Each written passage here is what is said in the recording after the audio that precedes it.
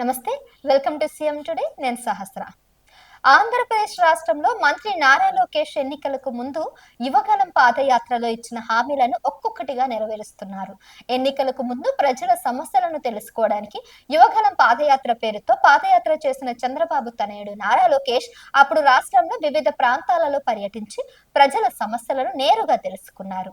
అంతేకాదు వారికి ఆ సమస్యలను పరిష్కరిస్తానని, కూటమి ప్రభుత్వం అధికారంలోకి రాగానే వారి సమస్యలకు పరిష్కారం చూపిస్తానని హామీ ఇచ్చారు. ఇచ్చిన మాట ప్రకారం ప్రస్తుతం నారా లోకేష్ మరొక హామీని నెరవేర్చారు.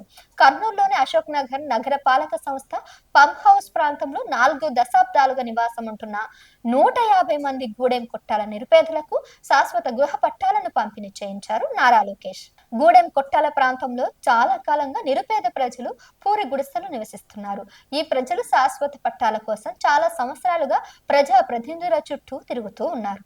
ఎందరినీ అభ్యర్థిస్తున్నా వీళ్ళ గోడును పట్టించుకున్న నాదుడే లేడు. ఈ క్రమంలో యువగళం పాదయాత్రలో భాగంగా కర్నూలుకు వచ్చిన నారా లోకేష్ ను అప్పటి కర్నూలు నియోజకవర్గ టీడీపీ ఇన్ఛార్జ్ టీజీ భరత్ నేతృత్వంలో గూడెం కొట్టాల వాసులు కలిశారు. వారు తమకు శాశ్వత పట్టాలు మంజూరు చేయాలని లోకేష్ కు తమ గోడును విన్నవించుకున్నారు. దీనికప్పుడు స్పందించిన లోకేష్ తమ ప్రభుత్వం అధికారంలోకి వచ్చిన తర్వాత తప్పకుండా వారి సమస్య పరిష్కరిస్తామని, శాశ్వత పట్టాలను మంజూరు చేస్తామని పేర్కొన్నారు. ఇక ఈ క్రమంలోనే కూటమి ప్రభుత్వం అధికారంలోకి వచ్చిన తర్వాత జీవో నెంబర్ 30ని జారీ చేశారు.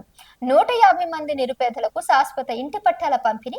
ఈ జీవో ద్వారా కోట్లాది రూపాయల విలువైన ఎకరం స్థలాన్ని నిరుపేదలకు కేటాయించారు. ప్రస్తుతం మంత్రి టీజీ భరత్ చేతుల మీదుగా 150 మంది నిరుపేదలకు శాశ్వత ఇంటి పట్టాలను పంపిణీ చేశారు.